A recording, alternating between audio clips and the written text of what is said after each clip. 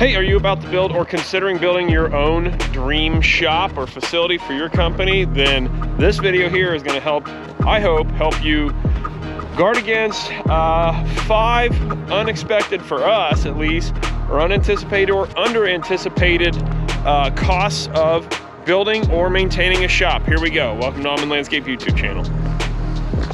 Not cost number 1, but one to really consider is, of course, you know what your mortgage is going to be, right? In theory, if you got any numbers put together. That part, all we knew what was going on, right? We expected all that.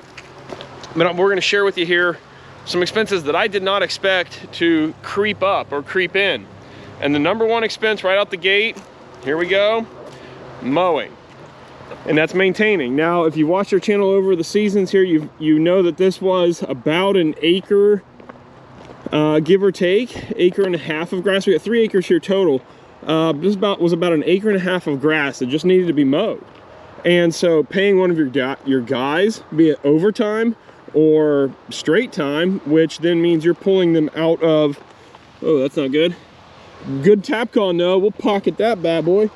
But paying them to do that, man, you're taking them off of a job that you're billing them out for $60, $100, $200 an hour, whatever your rates are, to mow freaking grass. So then, okay, cool, we get some kids in here to mow it for 15 bucks an hour under the, you know, as employees of the company or whatever.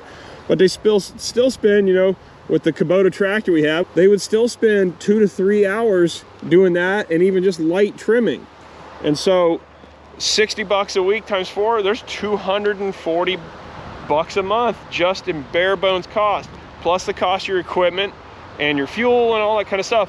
And that was just an extra line item that we, frankly, I frankly screwed up on it. I didn't really expect that much maintenance. Another end of it here, item number 2, we got mowing and trimming, and then also spraying, right? Spraying the fence lines, keeping them clean. That takes time, and just upkeep. That's a big deal.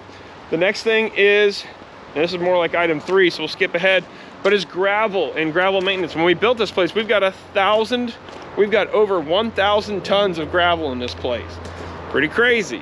We're constantly needing to top dress areas that wear through, where we get a lot of dirt spilled, need to scoop that out and then put new gravel in, new stone. Top dress a driveway to keep it clean, which we're not really at perfect driveway yet because we're still doing a lot of excavating and digging and all that kind of stuff. We don't want to tackle that yet. So we don't want to get this thing finished top perfect coat yet because we still are hauling a lot of trucks and material in here, all that. So gravel and gravel maintenance of your driveway and yard, that adds up. Hopefully that kind of ratchets down slowly as the building goes, but I don't know, we'll see. Next item in your shop area itself is keeping the shop area clean. And now again, this is a 6,000 square foot shop, so it's pretty good size. And I'm gonna open the garage doors here in a minute because you'll see why. But keeping the shop floor clean. The floor of my truck is filthier than my shop floor. Now this morning, I just went ahead and had Keith spend an hour and a half squeegeeing the shop floor. But you might be able to see the difference here, maybe not, of areas that are untouched versus the area that got squeegeed. And so what we have is machines will come in here, they'll track a bunch of dirt on the floor, they'll back over it, grinds it to powder, the downward exhaust fans of whatever machine you got going on, then gets that dirt airborne, and now we got this going on. And that is the most frustrating thing to me. Like I said, my truck cab interior is filthier in my shop, but this shop, or actually this is dirtier than my truck. You could argue either direction. But here's a good example of the dust that builds up for our Hardscape Academy area.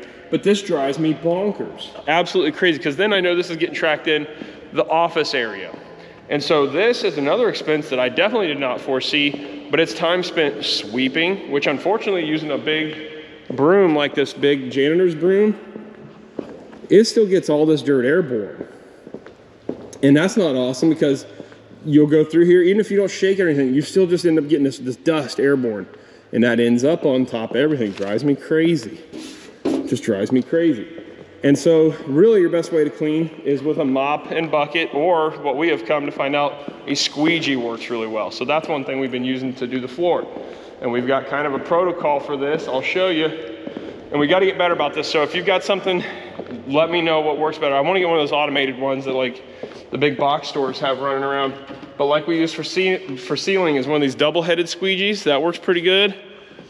Or I'm sorry, double-headed, but double-tipped. And squeegee this floor out. It takes time. It's considerable. Where am I going? I'm all over the place. People leave their coffee cups everywhere, drives me crazy too. But that goes back to the trash, and somebody's got to take out all trash cans and keep trash cans cleaned out. That kind of regular upkeep, that's something you really got to consider. But this is about the only way to really keep this place, so far as I can tell, reasonably clean.